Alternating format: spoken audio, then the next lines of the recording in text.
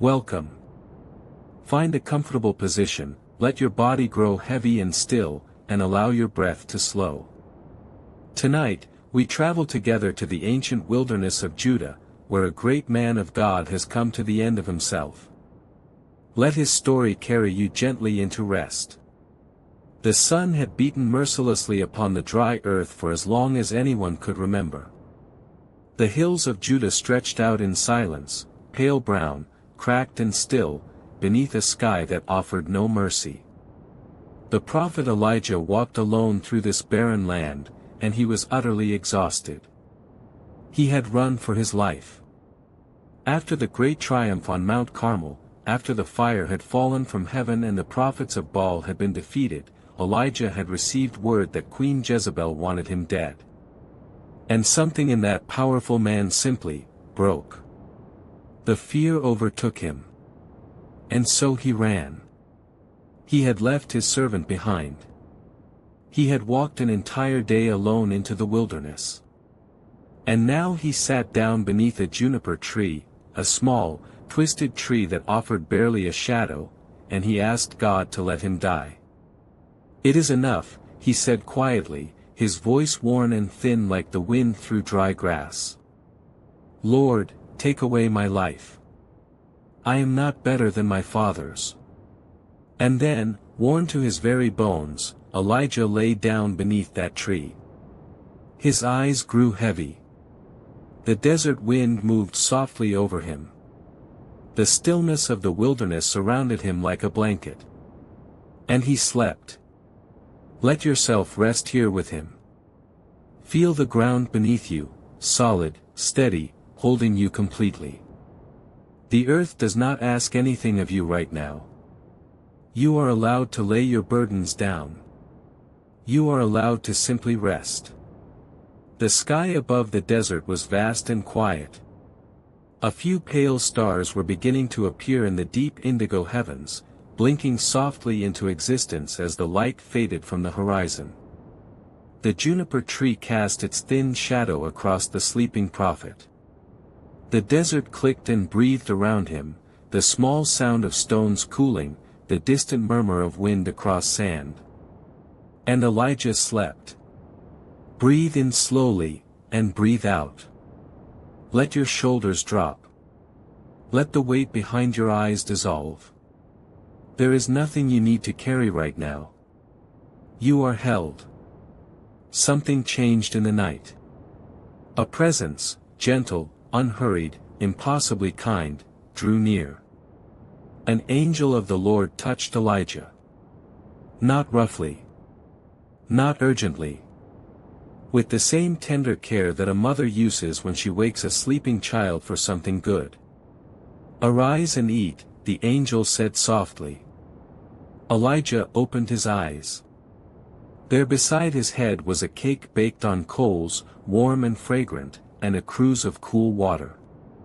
He reached out in the dimness of the desert night and ate, and drank, and then lay down again. And once more, sleep claimed him entirely. Feel that same tender provision surrounding you now. You are not forgotten. You are not abandoned. Even here, in your weariness, in the quiet dark, something good is near. Something watches over you with great gentleness. The hours passed. The stars wheeled slowly overhead. The desert breathed. The juniper tree stood small and faithful above the sleeping form of the prophet. And again the angel came, this time with a greater urgency, not because God was impatient, but because a long journey lay ahead, and Elijah needed his strength. "Arise and eat," the angel said again, "because the journey is too great for you." Elijah ate and drank a second time. He felt the nourishment move through him like warmth. The food was simple, bread and water, and yet it was enough. More than enough. It sustained him for 40 days and 40 nights. You do not need everything tonight. You only need enough. And enough has already been given.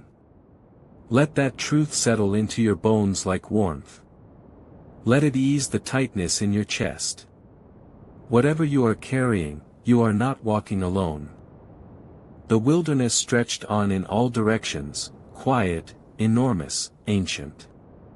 The stars were bright now, scattered like salt across the dark cloth of heaven. Somewhere in the distance, a single bird called out and was answered by silence. The wind moved through the dry grass with a soft, continuous murmur, like a voice that never quite forms words but means well all the same. Elijah rested. His breath was slow and deep. His hands, which had trembled with exhaustion and fear, lay open and still at his sides. The ground held him. The night held him. And God, who had met him not with thunder or reproach, but with bread and water and the lightest of touches, God held him too. This is the way of the Lord with his weary ones. Not condemnation. Not a list of failures. Only a fire, a cake of bread, a jar of water, and the quiet invitation, arise and eat.